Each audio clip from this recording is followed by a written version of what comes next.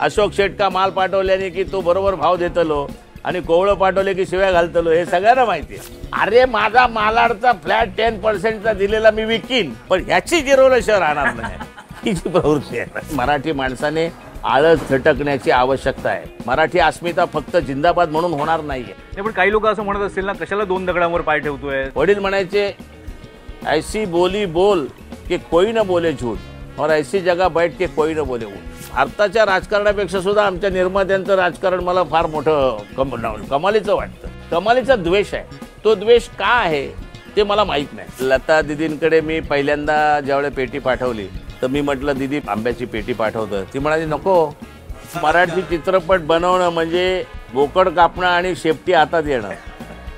बोकड अख्खी इंडस्ट्री खाऊन जाते आणि निर्मात्याच्या हातात फक्त शेपटी राहते.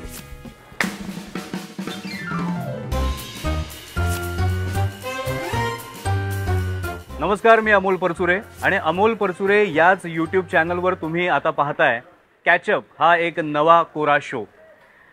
पत्रकारितेच्या प्रवासामध्ये मला अनेक व्यक्तींना भेटण्याची, त्यांना जवळून ऐकण्याची संधी मिळाली, पण कधी डेडलाईनची चिंता असायची, वेळेचा अभाव असायचा, त्याच्यामुळे निवांत भेट व्हायची नाही. म्हणून मग या यूट्यूबच्या माध्यमातून मी असा विचार केला की अशा मोठमोठ्या व्यक्तींना, ज्यांचं काम बोलतं, ज्यांचं नाव गाजतं, अशा व्यक्तींना पुन्हा एकदा भेटूया, त्यांच्याबरोबर कॅचअप करूयात. आणि जसं तुम्ही थंबनेल बघितलेलंच आहे, आपल्या पहिल्या शोचे पाहुणे आहेत अशोक हांडे. नमस्कार. खूप खूप स्वागत आहे तुमचं. आणि खरंच मी आधीच धन्यवाद देतो तुम्हाला, कारण खरं तर आंब्याचा सीझन हा ऐन भरात आहे आणि अशा वेळेला तुमची वेळ मिळणं हे खूप मुश्किल असतं.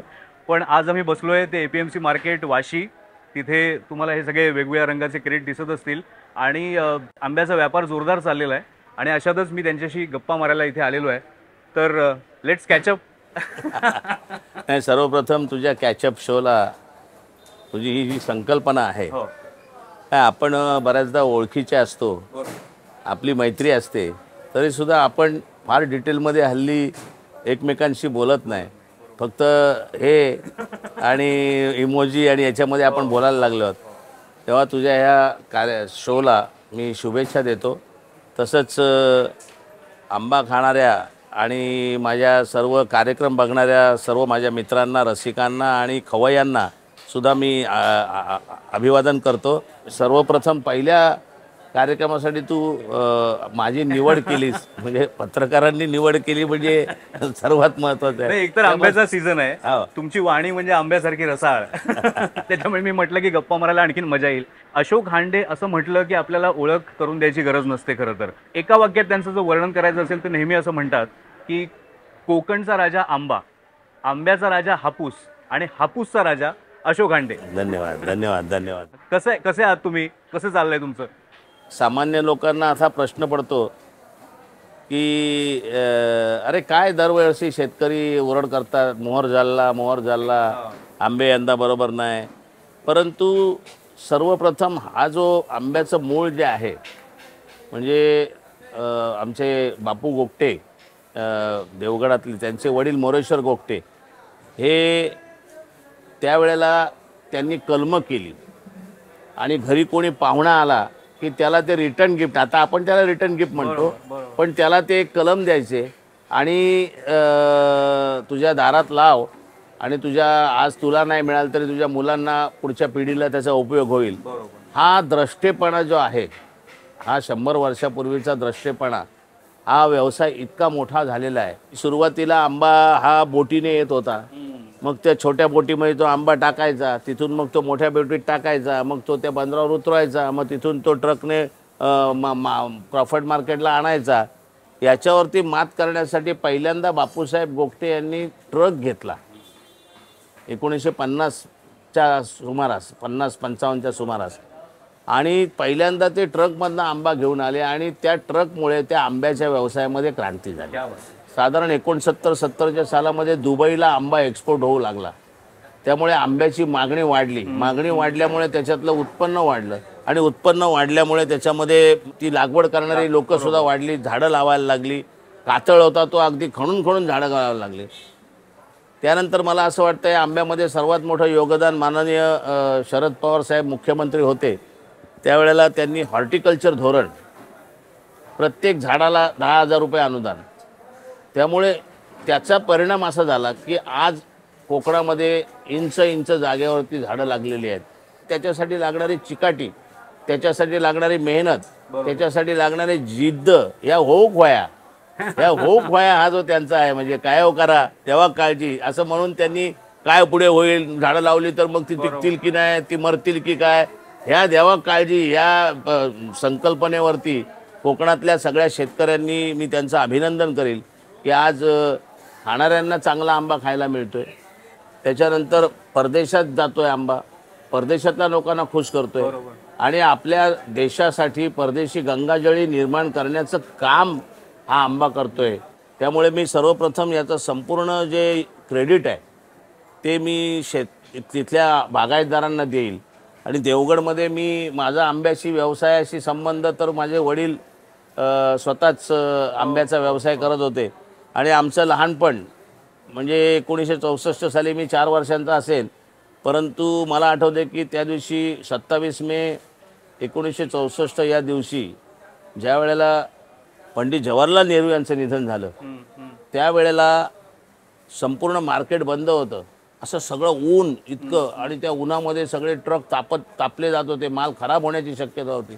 पण माझ्या वडिलांनी संध्याकाळी ज्या वेळेला सगळं थांबलं त्यावेळेला अंधाराचा फायदा घेऊन सगळे ट्रक खाली केले आणि ते कसे रात्रभर त्याचं वितरण केलं. म्हणजे या व्यवसायामध्ये आम्ही जो व्यवसाय करतो त्याच्यामध्ये सर्वात मोठी आहे जबाबदारी. आता आमच्या व्यवसायाचं स्वरूप असं आहे की बागायतदार किंवा शेतकरी तिकडे आंबे पिकवतात, आंबे उगवतात, त्याच्यानंतर कच्चे आंबे आमच्याकडे येतात. हे होलसेल मार्केट झालं.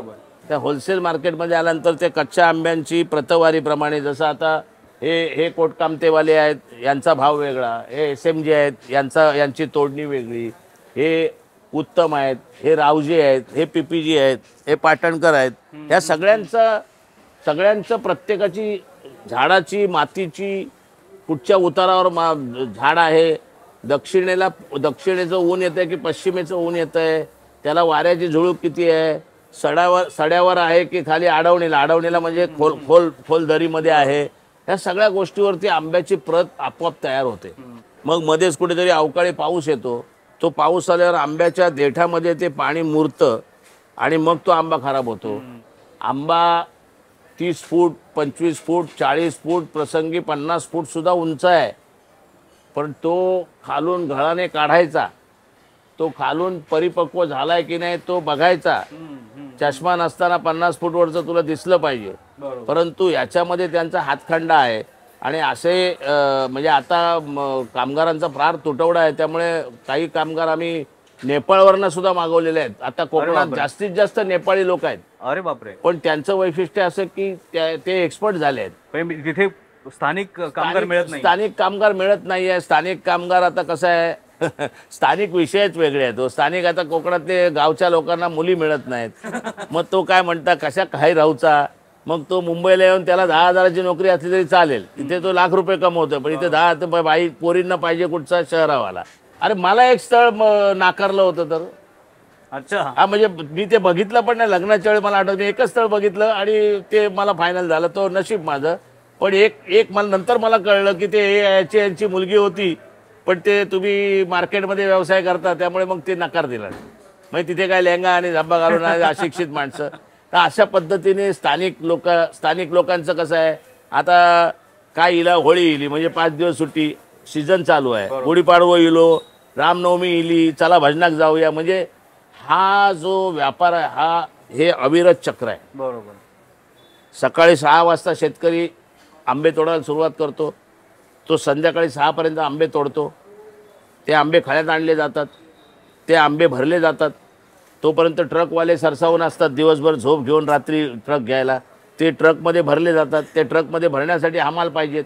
बरोबर. मग ट्रकवाले निघून रात्रभर ते कुठेही नॉनस्टॉप म्हणजे 10 तासामध्ये ते येतात. बरोबर. आता खरं म्हणजे हा जर बोगदा झाला कशेडीचा तर 2 तास वाचतील, परंतु काय आहे दुर्दैवाने ह्या सगळ्या गोष्टींचं कॅल्क्युलेशन आपलं प्रशासन किंवा सरकार करत नाही.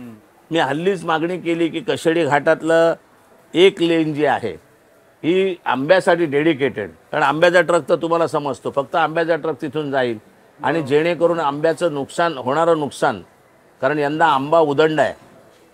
आंब्यावरती यंदा सर्वात जास्त संकट यंदा आंब्यावरती आलेली आहेत. तरी सुद्धा उदंड आहे. तरी सुद्धा उदंड आहे. म्हणजे परंतु त्यामुळे भाव घसरले आहेत. पण शेतकऱ्यांना तो आंबा खराब होण्याची शक्यता जास्त आहे. पण तो खराब का होतो? तो जर उन्हात राहिला तर, तो जर पॅक राहिला तर. म्हणून आम्ही अशा प्रकारे व्हेंटिलेशन असणारे क्रेट तयार करून घेतलेले आहेत की जेणेकरून त्या आंब्याला व्हेंटिलेशन मिळेल. मी आरडाओरडा गेली 7 वर्ष करतोय की कोस्टल रोड सुरू करा, त्याने डिस्टन्स कमी होईल. पण विमानात येणं शक्य नाही आता. नाही, विमानात तो परवडणार कसा काय? तो आम्ही रो रेल्वेच्या ह्याच्यातनं पण आणण्याचा प्रयत्न केला, पण परत तो ट्रकनेच जाणार. मग तो ट्रक ती रेल्वे सुटेपर्यंत उभा राहणार उन्हात, खराब होतो आंबा. त्यापेक्षा रात्रीच्या आंब्याची वाहतूक झाली. म्हणजे ह्या अशा प्रकारे इन्फ्रास्ट्रक्चर तयार करून तुम्ही त्याचं वेस्टेज कमी करा, तर शेतकऱ्यांचं हित आहे. नाही, पण आता आम्ही जेव्हा गेल्या काही वर्षात बातम्या बघतोय तर त्याच्यामध्ये असं दिसतं की तिथले जे स्थानिक बागायतदार आहेत ते सांगतात की हे असंच जर सुरू राहिलं तर काही वर्षांनी आंबा हद्दपार होईल कोकणातनं. तर एवढी चिंताजनक परिस्थिती आहे? नाही, ते कोकणातला शेतकरी फार चिवट आहेत आणि ते जिद्दी आहेत. नाहीतर कोकणात तुम्हाला आत्महत्या झालेल्या दिसत नाही. बरोबर. खरं म्हणजे दरवर्षी कोणा कोणाचं तरी नुकसान होत असतं. कारण आंबा हा लहरी आहे. बरोबर. इतका लहरी आहे की तुझ्या बागेत आला आणि माझ्या बाजूच्या बागेत नाही आला. आमचे वडील गमतीने म्हणायचे, ते म्हणाले, अशोक तुला मी 1 लाख रुपये देतो, तू झाडाला आंबा लावून दाखव. चल 2 लाख देतो, झाडाला आंबा लावून दाखव. आता झाडाला तू आंबा लावू शकतोस का? तर म्हणाले याचा अर्थ असा की ही संपूर्ण ईश्वराची देण आहे. आणि जर ही ईश्वराची देण असेल तर ती नैसर्गिक न्यायाने तिच्याबद्दल सगळं व्हायला पाहिजे. बरोबर. म्हणजे कोणतरी तुझा आवडता माणूस आहे त्याला तू 100 रुपये भाव दिलास आणि नावडत्या माणसाला 90 रुपये भाव दिला, असं करू नको. जो काय त्या आंब्याला भाव दे, नावाला भाव देऊ नको. न्यायाचा तराजू सतत ठेव. मला हेच तुम्हाला विचारायचं होतं की आता इथे तुम्ही आहात एपीएमसी मार्केटमध्ये, तुमचा रोल कशा पद्धतीने महत्वाचा आहे? कारण जो शेतकरी आहे, जो बागायतदार आहे, त्याला जास्त भाव हवा आहे आणि जो पुढे ग्राहक आहे त्याला ते कमीत कमी भावात हवं आहे. त्यात मधल्यामध्ये तुमची कसरत होते का? ते विलासराव देशमुखांच्या वेळी पहिल्यांदा महाराष्ट्रामध्ये मिलीजुली सरकार आलं. म्हणजे तसं आमचं आहे. म्हणजे आम्हाला ते व्यवधान सांभाळायला लागतं. आज म्हणजे ईश्वर कृपेने आज माझे माल पाठवणारे पण खुश आहेत आणि माल घेणारे पण खुश आहेत. त्याचं कारण असं आहे की एक व्हॅल्युएशन नावाची एक गोष्ट आहे. आता ह्या आंब्याचं एका नजरेमध्ये आम्हाला व्हॅल्युएशन करायला लागतं. तो आंबा उचलला, तो असा बघितला, असं काय माझ्याकडे नाही आहे. आता बघा, हा निळा क्रेट आहे आणि हा तुमचा हिरवा क्रेट आहे आणि हा लाल क्रेट आहे. असं का? तर ह्या माणसाला हा रंग दिला, या माणसाला हा रंग दिला. म्हणजे तिथे जे कामगार आहेत त्यांना बघायला नको. निळा म्हणजे याचा, तो लगेच टाकणार. आत्ता एपीएमसी मार्केटमधलं मी सर्वात मोठं वैशिष्ट्य सांगतो. सरकारने आता बाहेर फ्री ट्रेड केला आहे, पण बाहेर ज्यांनी आंबे घेतले त्यांनी पैसे बुडवले आहेत. पण या एपीएमसी मार्केटमधल्या कुठच्याही माणसाचे शेतकऱ्याने पैसे बुडवलेले नाही आहेत. अच्छा. त्याची 2 कारणं आहेत की मला इथे आयुष्यभर, आज मी इथे गाळा घेऊन बसलोय म्हणजे मला इथे आयुष्यभर व्यवसाय करायचा आहे. त्यामुळे माझी क्रेडिबिलिटी मला टिकवायची, हे एक कारण. आणि एपीएमसीने असा नियम केलाय की आमचा गाळा हा एपीएमसीकडे मॉर्गेज आहे. जर समजा तू शेतकरी आहेस, तू मला आंबे पाठवलेस आणि मी तुला जर पैसे नाही पाठवले, तर उद्या शेतकरी तू जर एपीएमसी मध्ये अर्ज केलास तर माझा गाळा जप्त होऊ शकतो किंवा मला पैसे द्यायला ते भाग पाडतात. म्हणजे शेतकऱ्यांचे पैसे अशा प्रकारे बरेच वसूल झालेले आहेत. कारण हा संपूर्ण उधारीचा धंदा आहे, हा रोकड धंदा नाही. हा जो परस्पर विश्वास आहे की प्रभाकर ड्रायव्हरची गाडी सोडली की ती बरोबर 10 तासात जाणार, हे शेतकऱ्याला माहिती आहे. हा विश्वास आहे. ती इथे झाली की ती लगेच 15 मिनिटात खाली होणार, हा आमचा माथड्यांवरचा विश्वास आहे. अशोक शेट का माल पाठवल्याने की तो बरोबर भाव देतलो आणि कोवळं पाठवले की शिव्या घालतलो, हे सगळ्यांना माहिती आहे. आणि मी स्पष्टपणे सांगतो, कारण त्या कोवळ्या मालाचा, कोवळा माल म्हणजे अपरिपक्व, म्हणजे कच्चाच असतो तो. पण तो कच्चा कोवळा जर तोडला, मॅच्युरिटी त्याची कच्च्यात आली पाहिजे. तो जर कोवळा तोडला तर त्याला तो पिकत नाही, त्याला पिवळा रंग येत नाही, रंग आला तरी त्याला चव येत नाही. बरोबर. अशा प्रकारे कोवळा माल सुद्धा आमच्याकडे कोणी पाठवू शकत नाही. मला असं वाटतं की म्हणजे कॉलेज संपलं माझं, BA फर्स्ट क्लास होतो मी, आणि मला बोस्टन युनिव्हर्सिटीची फेलोशिप मिळाली आणि कारण त्यावेळी BAला म्हणजे इकॉनॉमिक ठेवून फर्स्ट क्लास येणारे फारच क्वचित एखाद दुसरा असायचा. बरोबर. त्यामुळे मी आनंदलो होतो. पण माझे वडील म्हणाले की नाही, तू जायचं नाही तिकडे, हा व्यवसाय करायचा. त्यामुळे आज मी तुमच्यासमोर बसलेलो आहे. नाही, तुम्ही आता बोस्टनमध्ये शिकून बोस्टनमध्ये कोट घालून मी फक्त काहीतरी एखाद्या वर्गावर लेक्चर दिलं असतं. पण त्यापेक्षा निर्मिती, पण तेव्हा तुमची निवड तिकडे होणं ही सुद्धा मोठी गोष्ट होती त्या नाही, नाही, काळात. तो तर फेलोशिप मिळणं हे नाही, अभ्यासात मी हुशार होतो. इकॉनॉमिक्स मध्ये मी खूपच हुशार होतो आणि त्याच इकॉनॉमिक्सचा फायदा मला आता इकडे होतोय. बरोबर. पण मला मध्येच एक टिपिकल प्रश्न विचारायचा आहे, जो सगळे तुम्हाला विचारत असतील. आता मागे वळून पाहताना खंत वाटते का की तुम्हाला अजिबात बोस्टनला जायला मिळालं नाही? किंबहुना वाडवडिलांचं ऐकल्यावरती जसं रामाचं चांगलं झालं तसंच माझं चांगलं झालेलं आहे. बरोबर. त्यावेळी मी गेलो असतो, परंतु मी मग मंगलगाणी केलं नसतं, हो हो हो. आवाज की दुनिया केली नसती, गाणे सुहाने केलं नसतं, माणिक मोती केलं नसतं, आझादी 50 केलं नसतं, गंगा जमुना केलं नसतं, अमृतलता केलं नसतं, मधुरबाला केलं नसतं, आत्रे आत्रे सर्वत्र केलं नसतं, पु ल देशपांडे यांच्यावरचा आनंद यात्रे हा कार्यक्रम केला नसता, स्नेहल भाटकरांच्या जीवनावर स्वरस्नेहल केला नसता आणि मराठी बाणा केला नसता. मराठी म्हणा केलं. हा एक मुद्दा झाला. त्याशिवाय इकडे आज मराठी माणसं व्यवसायामध्ये यायला घाबरतात. बरोबर. ते सुखवस्तू झाले की ते काम करत नाहीत आणि सुखवस्तू होण्यासाठी जी धडपड करायला लागते ती ते घाबरून धडपड, मी नाही त्याच्यात सक्सेसफुल झालो तर, बरोबर. मी जर पडलो तर, मी जर आपटलो तर मग मला लोक हसतील की काय, अशी मनोवृत्ती जी मराठी माणसाची आहे. आता ह्या मार्केटमध्ये अक्षरशः बिहारमधनं जिथे खायचे वांदे आहेत तिथले लोक येतात, रात्रंदिवस कष्ट करतात. आता त्यातले काही व्यापारी झाले आहेत, काही त्यातले एक्सपोर्टर झाले आहेत, तिथले लोक येऊन या व्यवसायात 2000-2500 किलोमीटरवरनं येऊन या व्यवसायात ते रुजलेत आणि आमचे लोक बाहेर चाललेत.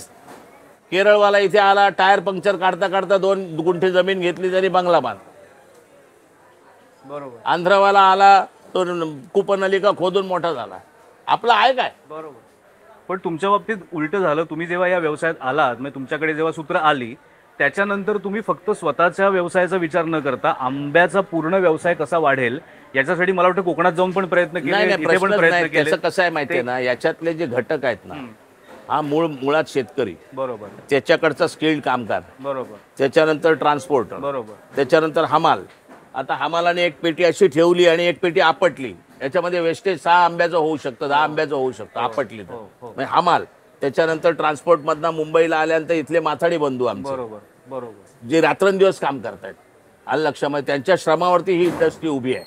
मग त्याच्यानंतर तो आंबा आल्यानंतर त्याची प्रतवारी 2 प्रकारे होते. एक साईजनुसार होते, मोठा, बारीक, छोटा, आणखी छोटा.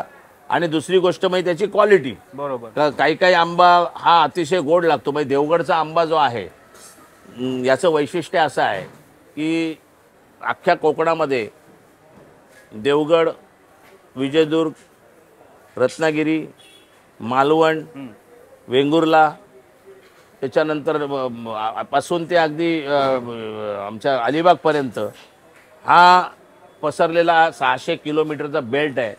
600 किलोमीटर गुणिले 50 किलोमीटर, म्हणजे एवढ्या चौरस फुटामध्ये, चौरस एरियामध्ये इतके आंबे लागलेले आहेत.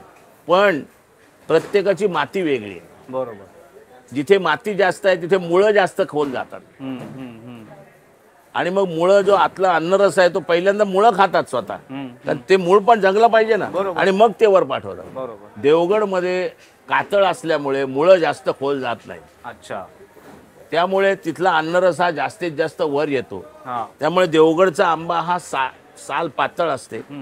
त्याच्यानंतर तोंडाला तो आंबट लागत नाही, कोळीला आंबट लागत नाही. शेवटी कोय आपण चोखतो त्यावेळी कोळीला आंबट लागत नाही. आणि अशा प्रकारे देवगड हा खायला अतिशय मधुर असतो. देवगडचा आंबा खाल्ला आणि इतर आंबा खाल्ला म्हणजे आता याच्यामध्ये पण प्राप्तेशी 1600 वर्षा गर्धभी अप्सरा भवे, तसं देवगड आंबा आधी सुरुवातीला चांगला असतो. मग त्याच्यानंतर रत्नागिरीचा आंबा, त्याला जास्त हीटची आवश्यकता असते कारण तो झाड सालीचा असतो. मग मुळातच दक्षिणेकडून सुरू झालेला आंबा, आमचा अलिबागचा आंबा त्याच्यानंतर येतो, तोही खायला चांगला असतो.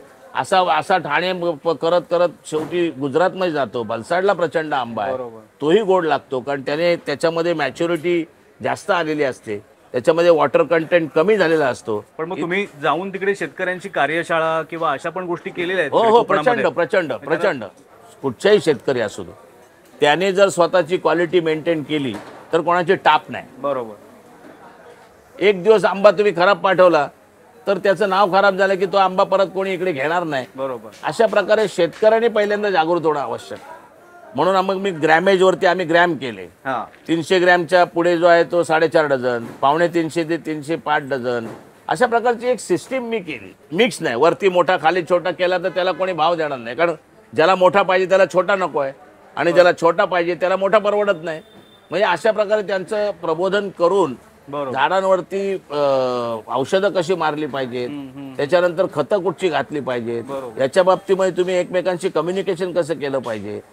शेतकऱ्यांच्या मातीमध्ये या मालाची किंमत आपोआप ठरली जाईल जर शेतकऱ्यांनी त्याला प्रॉपर न्याय दिला तर. हा बाजारभाव हा काय कोणाच्या हातात नाहीये. बरोबर. हा डिमांड सप्लाय. आता आज आज ईद आली, ईद नंतर 5 दिवस दुबई मार्केट बंद असतं.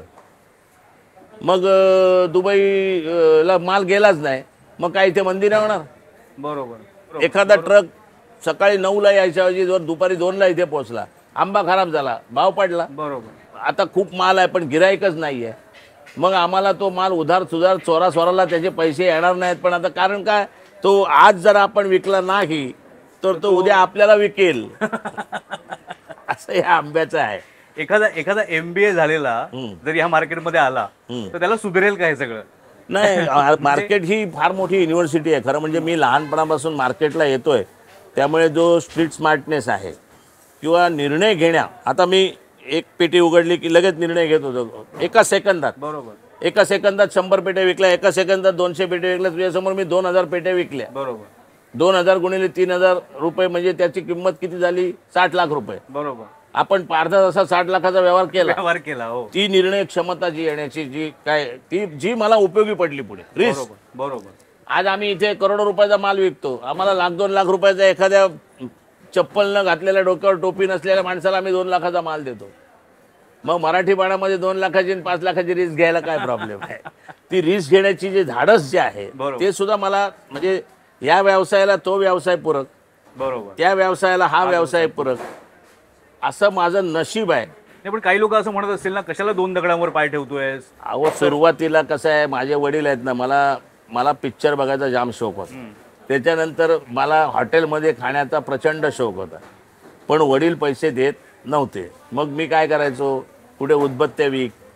मग आमच्या क्रॉफर्ड मार्केटच्या बाहेर अब्दुल रहमान स्ट्रीट म्हणून होतं, तिथे वह्या आहेत ना, त्या 27 पैशाला मिळायच्या. अच्छा. आणि ज्या आमच्या लालबागला बघितलं मी, त्या 50 पैशाला विकल्या जातात. अरे बापरे, 23 पैसे जातात. मग 27 पैशाला घ्यायच्या आणि 40 पैशाला विकायच्या. 50 पेक्षा 40 बरं.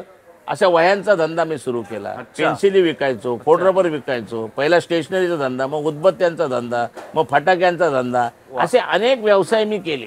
पिक्चर आणि हॉटेलिंग, पिक्चर आणि हॉटेलसाठी ती बेगमी असायची आणि ते पैसे त्यासाठीच खर्च केले. आणि ती सगळी इन्व्हेस्टमेंट, मला असं वाटतं ते पिक्चर बघितलं, आज कुठचाही पिक्चर बघितला, एक फ्रेम बघितलं ते मी नाव सांगू शकतो. बरोबर. त्या पिक्चरचं, त्या पिक्चरची हिस्ट्री सांगू शकतो, त्याचा दिग्दर्शक कोण, त्याचा निर्माता कोण, त्याच्यात गायली कुठची गाणी, कुठची गाणी होती, त्याच्या स्टोरीमध्ये काय आहे. म्हणजे डोळ्याने बघणं, बुद्धीने बघणं आणि मनाने बघणं, क्या बात आहे. अशा 3 गोष्टी ज्या आहेत, ह्या तुम्ही कुठच्या गोष्टीकडे सहज तुम्हाला भरपूर नॉलेज मिळू शकतं. पण हे आंब्यातही लागू आहे, हे आंब्यातही लागू आहे, कार्यक्रमामध्ये लागू आहे, सगळीकडे लागू आहे. नजर हटी दुर्घटना घडली. मला परत आता आंब्यावरती यायचं, कारण मगाशी तुम्ही ते 300 ग्रामपेक्षा जास्त ते फळं सांगितलं.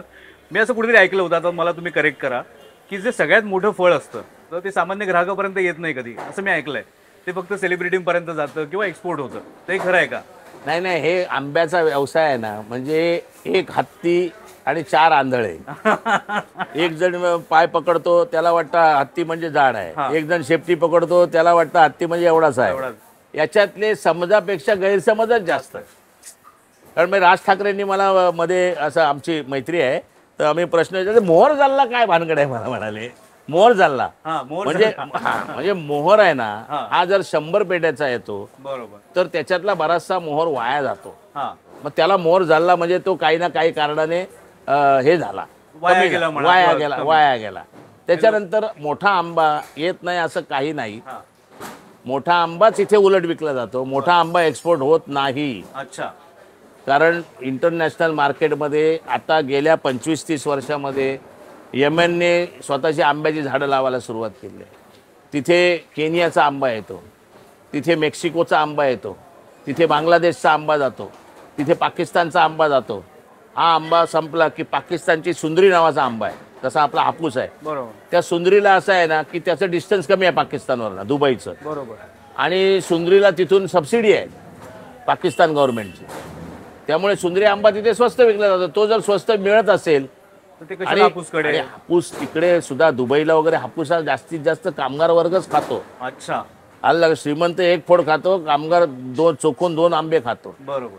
हा आंबा नुसता काय, हा काय श्रीमंतांचा नाहीच आहे, गरिबांचाच आहे. आता मला सांगा तुम्ही, मटण काय भाव आहे आज? भाई मटण साधारण 600 रुपये किलो आहे, चिकन 400 रुपये किलो आहे.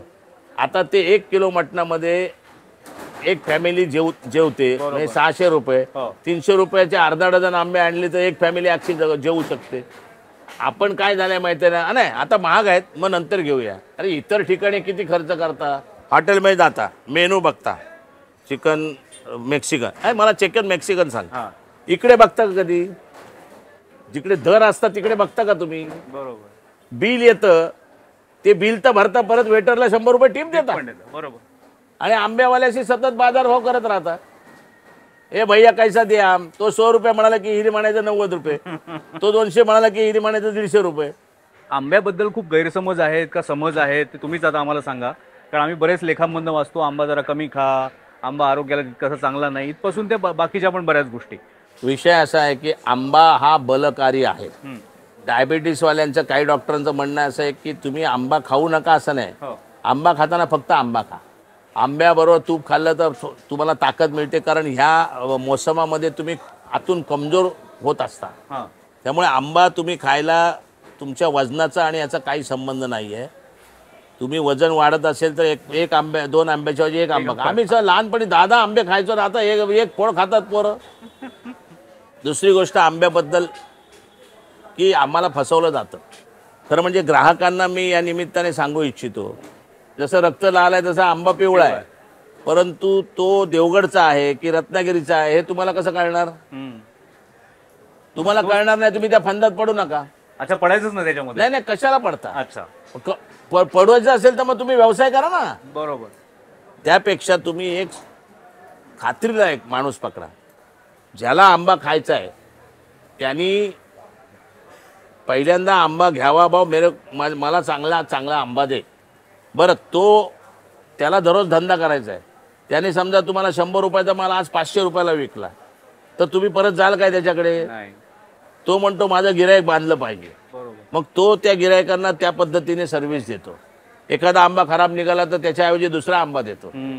आता कधी कधी काय, एखादा भैया बसलाय, 2 दिवसाचा माल विकला नाही गेला तर हा 3ऱ्या दिवशी खराब होणार आहे. मग तो काय स्वस्त आपला जे काय मिळेल ते त्याच्यात पण देऊ शकतो. बरोबर. बरोबर. किंवा तो तुम्हाला फोन करणार, भाई आम अच्छा आहे घ्या म्हणून, थोडा सस्ता लगाता हो. कारण त्याला जोपर्यंत 2 रुपये मिळणार नाहीत तोपर्यंत तो तुम्हाला चांगली सर्व्हिस देऊ शकत नाही. बरोबर. जसं आपण डॉक्टरकडे जातो, डॉक्टरकडून कन्सल्टंट कोण असतो? डॉक्टर. कन्सल्टंट. 3000 रुपये पहिले पैसे भरा. हा. मग तसं तुम्ही एक कन्सल्टंट नेमा तुमच्या आंब्यासाठी, म्हणजे जो तुम्हाला चांगला आंबा देईल. तिसरा जो गैरसमज आहे तो म्हणजे दलाल लुटतात शेतकऱ्यांना. बरं, शेतकरी म्हणत नाहीये ते, हो हो, इतरच म्हणतात. कारण शेतकऱ्याला माहिती आहे आज मी काढलेला 100 पेटी आंबा जर मुंबईला पाठवून त्या दलालाने विकला नाही तर मी कोणाला विकणार? ती एक डिस्ट्रीब्युशन चेन आहे. हो. तुमच्या क्षेपणास्त्र तुम्ही घेता त्यावेळी दलाल लागतात. तुम्ही नॉन पेरिशेबल आयटम विकतात त्यावेळी दलाल लागतात. कोलगेट टूथपेस्ट विकता त्याला एजंट असतात. बरोबर. मग त्याने फुकट कोणी काम करतं का? कारण हे तिकडून येणं, तिथून पुढे जाणं, पुढून पुढे जाणं, पुढून पुढे जाणं यासाठी माणसं लागतात. करेक्ट. ज्या वेळेला आंबे पिकतात त्यावेळी 2 राहिले कच्चे एक पिकेची ना, आणि 2 गेले सडून एक विकेची ना. हा हे जे कोण ओरड करणार आहे त्यांच्यासाठी हां, या दलालांची मध्यस्थी 25, 30, 50 वर्षापूर्वी असं होतं. शेतकरी अडाणी राहिलेला नाही. शेतकरी आता व्हॉट्सअप आणि याच्यावरनं हवामान बघतो. बरोबर. त्यामुळे तुम्ही शेतकऱ्याला अडाणी समजू नका. दलाल खातात म्हणून ओरडून काय होणार नाही, आणि ते शेतकरी कोणी ओरडत नाही. तेव्हा या सगळ्या एकमेकांवरती अविश्वास दाखवून कुटुंब चालत नाही, तर आंब्याचा व्यवसाय कसा काय चालणार. बरोबर. एवढं सगळं तुम्ही माहितीचं सांगतायत ना, पैशामध्ये जर म्हणजे जर मोजायचं म्हटलं, तुमची उलाढाल किती आहे आंब्याच्या व्यापारातली? आंब्याच्या व्यापारामध्ये 30-40 कोटीची उलाढाल माझी होते. माझं फार तर 10% त्याच्यात शेअर असेल, त्या प्रमाणात होते. म्हणजे एवढा मोठा व्यापार मोठा आहे, व्यवसाय आहे, हा. मोठा व्यवसाय आहे. हा. मला आणखी काही सेलिब्रिटीज बद्दल तुमच्याकडनं ऐकायला आवडेल की जे खरे रसिक तुम्हाला वाटले की आंबे खाण्यामध्ये, आपण ज्याला म्हणतो की आवडीने आंबे खाणं, की तुम्हाला एक व्यापारी म्हणून बरं वाटतं अशा लोकांना आंबे पाठवायला म्हणा, किंवा त्यांच्याबरोबर व्यवहार करायला. आम्ही लता मंगेशकरांबद्दल ऐकलंय की तुमच्याकडून पेटी त्यांच्याकडे जायची. लता दिदींकडे मी पहिल्यांदा ज्यावेळेला पेटी पाठवली त्यावेळेला साधारण गुढीपाडवा काहीतरी होता, तर मी म्हटलं दीदी मी आंब्याची पेटी पाठवतो. ती म्हणाली नको. का हो नको? त्या म्हणाल्या आम्ही 24 एप्रिलच्या अगोदर आंबा खात नाही. अच्छा. 24 एप्रिलला दीनानाथांची दिवस असतो, त्याच्यानंतर ते आंबा खातात. मग लता दिदींना 24 एप्रिल नंतर द्यायचं.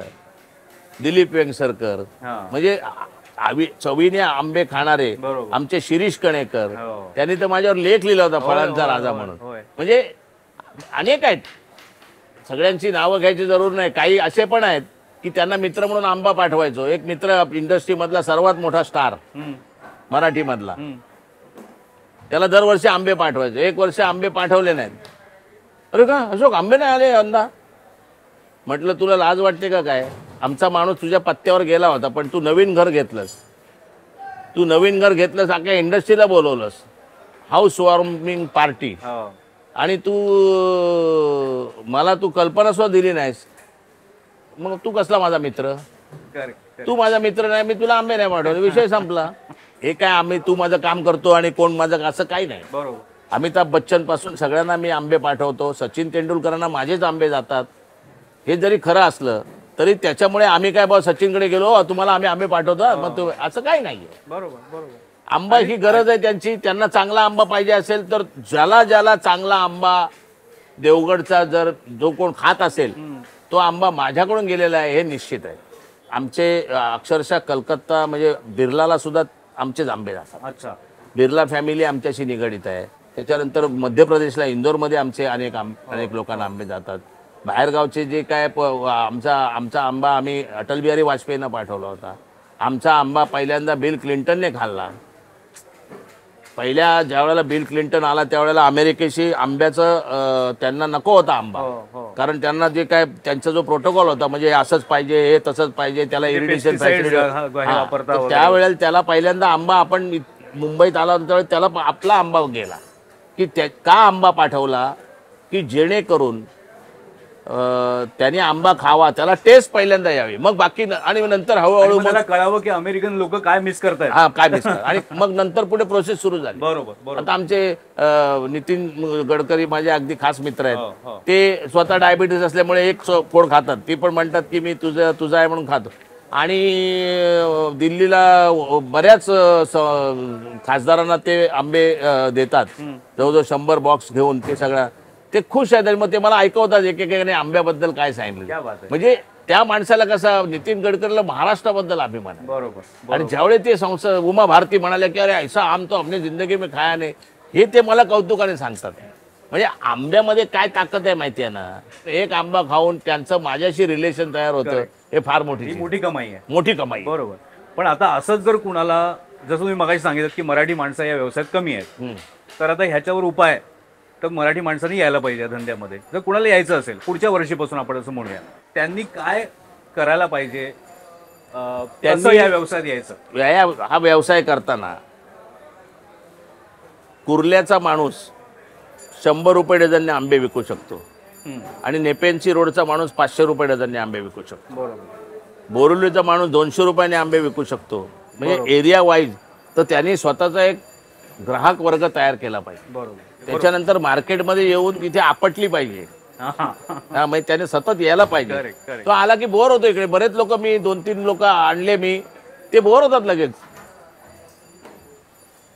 याच्यामध्ये कुठचाही व्यवसाय करायचा असेल ना, तर ताकद नसेल तर चालेल, पैसा नसेल तर चालेल, ज्ञान नसेल तर चालेल, बुद्धी नसेल तर चालेल, पण उत्साह सर्वात जास्त पाहिजे. बरोबर. हा, तो जो सळसळता उत्साह आहे ना, तो आंबा हा रसरशीत आपण म्हणतो, आणि आंबा मुरल्याशिवाय तो चांगला लागत नाही. त्यामुळे आंबा म्हणजे तुम्ही सुद्धा या धंद्यामध्ये, या व्यवसायामध्ये मुरलं पाहिजे. बरोबर. आणि अशा प्रकारे आता बरेचसे ऑनलाईन मुलं सुरू झालेली आहेत. बरोबर. आणि त्यांचा ते माझ्याशी कनेक्ट करतात आणि ते माझ्याकडून काही आंबे घेतात. आता आमचा विघ्नेश जोशी अतिशय भरपूर व्यवसाय करतो. आमच्याकडे आला त्यावेळी त्याचा व्यवसाय छोटा होता, परंतु आमच्या सानिध्यात आल्यानंतर त्याचा व्यवसाय जर वाढला तर आमचाच फायदा आहे. बरोबर. हे जे लॉंग रनचं जे गणित आहे ना, हे या धंद्याचं हे आहे. एका दिवसात पैसे मिळाले आणि नुकसान केल्याशिवाय तुम्हाला धंद्यामध्ये फायदा होणार नाही. नुकसान हे काय आहे? शिक्षण आहे. जसं तुम्ही आता डॉक्टर होण्यासाठी मेडिकलला ॲडमिशन घ्यायला 5 लाख रुपये दिले, मग त्याप्रमाणे इथे जरा थोडीशी इन्व्हेस्टमेंट करा. नुकसान हे इन्व्हेस्टमेंट सारखं बघा. हा, दॅट इज अ इन्व्हेस्टमेंट. बरोबर. आणि ती इन्व्हेस्टमेंट शिक्षणासाठी आहे. बरोबर. नुकसान होईलच असं नाही, झालंच तर. बरोबर. हा व्यवसाय काय माहिती आहे ना, हे काय 100 रुपयाची पेनं घेतली, 1-1 रुपयाचं एक पेन घेतलं आणि ते 1.25 रुपयाला विकलं, तोपर्यंत माल स्टॉकमध्ये आहे. हे नाही आहे. इथे चतुराई आहे फार मोठी. कारण तो माल त्याच दिवशी विकला गेला पाहिजे. बरोबर. तो माल तेवढ्या कालावधीतच विकला गेला पाहिजे. बरोबर. आणि मला आश्चर्य वाटतं की इथे आमच्याकडे बरीचशी अशिक्षित मंडळी आहेत, पण ती त्या बाबतीत एक्सपर्ट आहेत. ओके. आता हे सगळे बिहारी लोक आहेत, ते आमच्याकडे सॉर्टिंगचं काम करतात, पण ते इतके एक्सपर्ट झाले आहेत की मानावं लागेल त्यांना. ते मराठी बोलू लागलेले आहेत, त्यांना इथली मराठी टर्मिनॉलॉजी समजू लागलेली आहे, त्यांना कोण काय बोलतंय ते लगेच लक्षात येऊ लागलेलं आहे. त्याचं कारण काय माहिती आहे ना? गरज. पण आता इतकी वर्ष झाली तुम्ही या व्यवसायात आहात, इथे तुमचा गाळा आहे. जेव्हा आंब्याचा सीझन असतो तेव्हा तुम्ही सकाळी लवकर येता आणि रात्री उशिरापर्यंत थांबता. हे करायची काय गरज आहे? नाही, त्याचं कारण सकाळी आंबा येतो. बरोबर. तो किती आलाय, काय आलाय, त्याचा अंदाज घेऊन आजचा बाजारभाव काय, त्याप्रमाणे ते गिरायकांना वितरित केला जातो. म्हणजे 500 रुपये डझनचा संभाव्य 500 रुपये डझन असेल तर तो नेपेन्सी रोडवाल्याला दिला जातो. बरोबर. जो 100 रुपये डझन असेल तो कुर्ल्याला दिला जातो, किंवा जो एक्सपोर्टचा असेल तो एक्सपोर्टला दिला जातो. प्रत्येकाला आम्हाला माहिती आहे ही गिरायक काय, कोण कसं कुठे पाठवतं ते. संध्याकाळी त्या सगळ्या आता 6 नंतर सगळ्या गिरायकांशी भाव भरले जातात. 6 ते 8, 10 पर्यंत मग शेतकऱ्यांना ते भाव कळवले जातात. मग त्याच्यानंतर उद्या येणाऱ्या मालाची सगळी टपाल आहेत. आता व्हॉट्सअप वगैरे झाल्यात, मग ती टपाल आहेत. उद्या हे सांगणार माझा उद्या हे 125 पेट्या आहेत, त्यातल्या 5 डझनच्या 16, 6 डझनच्या हे सांगणार, यांची टपाल येणार. ती सगळी परत लिहून उद्या रात्री 1-1:30 वाजता उद्याच्या सकाळी येऊन शूटिंग सुरू नाही करायचं. बरोबर. म्हणजे चित्रपटाचा दिग्दर्शक आणि मी या धंद्यातला हे सेम आहे. हे अँगल कुठचा लावायचा, लाईट्स कुठचे घ्यायचे, डायलॉग कसे बोलायचे, शॉर्ट ओके करण्याचं काम जसं तिकडे दिग्दर्शक करतो तसं मी इकडे करतो. बरोबर. हे बघा, माझी आई काय म्हणायची, माणूस कॅन्सरने मेला, माणूस काय पोटदुखीने मेला, माणूस वय झालं म्हणून मेला, मेहनतीने माणूस मेला असा कोण आहे का? क्या बात हा है. चांगलं वाक्य. क्या बात है. वडील म्हणायचे, ऐसी बोली बोल के कोई न बोले झूठ, और ऐसी जगह बैठ के कोई न बोले उठ. क्या बात है. हे जे संस्कार आहेत ना, हे त्यावेळी त्याची महती कळत नाही आपल्याला, पण ते ज्यावेळेला रिकलेक्ट होतात ना, त्यावेळी आपल्याला नक्की कळतं की आपण याच्यामुळे घडले. बरोबर. नाही, आणि तुमच्या अजूनही ते लक्षात आहेत. आत्ता मगाशी तुम्ही सगळा सिनेमाचं जे काही वर्णन केलं म्हणून हा प्रश्न मला विचारावाच लागेल आता, की तुम्ही निर्माते झालात चित्रपट क्षेत्रामध्ये आणि त्यानंतर तिथून बाहेर पडलात. आत्ता खरं तर पुन्हा एकदा गरज आहे अशा एका निर्मात्याची जो काही भव्य दिव्य निर्मिती मराठी सिनेमामध्ये करू शकेल. तुम्ही त्याच्यामध्ये एक आहात, तर असा काही विचार आहे का? काही करणार आहात का? मराठी चित्रपट बनवणं म्हणजे बोकड कापणं आणि शेपटी हातात येणं. बोकड अख्खी इंडस्ट्री खाऊन जाते आणि निर्मात्याच्या हातात फक्त शेपटी राहते. त्याचं कारण असं आहे की मी मार्केटचा पण विचार करतो. ज्यावेळी मी स्क्रिप्ट लिहितो त्यावेळी मी मार्केट सर्वे माझा चालू असतो की हे याच्यातलं सुपरहिट कुठचं आहे. स्वतःला मोठं समजून इथे काम करू नका. बरोबर. आम्ही ज्या वेळेला माल बघतो त्यावेळेला गिराईक काय दृष्टीने बघत असतं त्याचा सुद्धा विचार करतो. कधी कधी ते आम्हाला शिकवतात. कुठच्याच क्षेत्रात तुम्ही स्वतःला मोठं समजून, सर्वज्ञ समजून, अल्टिमेट समजून काम करू नका. म्हणून आम्ही आमच्या चौरंगमध्ये 200 ते 250 कलाकार आहेत, सगळे कार्यक्रम मिळून. इकडे दिवसाला 200 ते 250 लोकांबरोबर आमचा 500 लोकांबरोबर इकडे इंटरॅक्शन होते. पण कुठेही संघर्ष नाही. बरोबर. एकमेकांना पूरक असं काम करा. जीवनामध्ये एकमेकांना पूरक असं काम केलं पाहिजे. हे जे पूरकता जी आहे ना ती जीवनाला आपल्या समृद्ध बनवते.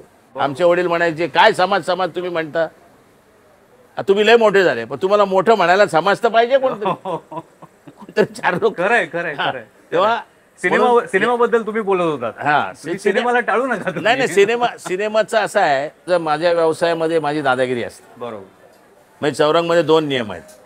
फॉलो द लीडर नंबर 1 आणि नंबर 2 म्हणजे फॉलो द नंबर 1 असं. तसं ते क्षेत्र जे आहे ना ते एकदा शूटिंग सुरू झालं, एकदा हिरो आणि हिरोईन कंटिन्युटीमध्ये फसले की नंतर मग निर्मात्याची कुचंबना होते. हे मी स्वतः बघितलं. त्यामुळे मी त्या क्षेत्रात जात नाही, पहिली गोष्ट. दुसरी गोष्ट अशी की माझा हा व्यवसाय जानेवारी, फेब्रुवारी, मार्च, एप्रिल, मे, जून 6 महिने चालतो. त्याच वेळेला माझे शो पण चालू असतात. मला खरं म्हणजे मला शोने उसंत दिलेली नाही. आता 37वे वर्ष चालू आहे माझं. 37 वर्षात मी 11,000च्या वर शो केले. 2 गोष्टी आहेत. शो माझा व्यवसाय आहे, शो म्हणजे इन्व्हेस्टमेंट आहे. बरोबर. प्रचंड मोठी इन्व्हेस्टमेंट आहे. बरोबर. त्यामुळे ती परत रिकवर झाली पाहिजे. आणि सर्वात महत्त्वाचं म्हणजे माझ्याबरोबर जे काय 200, 250, 125 कलाकार आहेत त्यांचं घर त्याच्यावर चालत असेल तर तेवढे शो पण त्यांचे व्हायला पाहिजेत. म्हणून मी सीझनमध्ये सुद्धा शो करतो.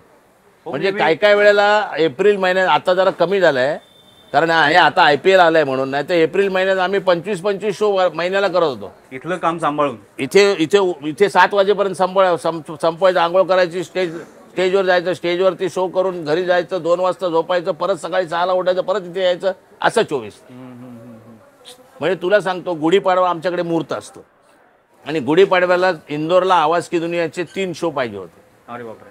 कैलाश विजयवर्गीय म्हणून आमचे मित्र आहेत, म्हणजे ते आता खूप मोठे लीडर आहेत भाजपचे, ते मित्र आहेत, त्यावेळी ते आमदार होते. 3 शो पाहिजे आणि 3 शो करणाही पडेगा. हा मुहूर्ताचा पण टाळले. म्हणून मी संध्याकाळी इंदोरचं विमान पकडायचो, इंदोरला जाऊन शो करायचो, सकाळी पहाटेचं इंदोरहून मुंबईला यायचो, दिवसभर आंबे विकायचो, परत विमानात बसायचो, परत असं 3 दिवस चाललं होतं. मी जे काय झोपत होतो ते फक्त विमानात झोपत होतो. तुमची एवढी कष्ट करण्याची तयारी पाहिजे. आम्ही दिवसाला 5-5 शो केले आहेत. आता मी निर्माता आहे म्हणून मी करू शकलो. जो कोण निर्माता नसेल ना तो नाही करणार 5 शो. प्रशांत दामले जर निर्माता नसतं तर त्याने 5 शो, भरत जाधव, जे स्वतः निर्माते आहेत. नाटकं चालली कुठची, बलवान संगीत मंडळी किंवा ही सगळी नाटकाची जी कुटुंब होती पहिल्यांदा, निर्माता स्वतः तिथे हजर होता. बालगंधर्व स्वतः होते. प्रभाकर पणशीकर स्वतः निर्माते होते म्हणून ते एवढे शो केले. मच्छिंद्र कांबळे स्वतः निर्माते होते म्हणून शो केले.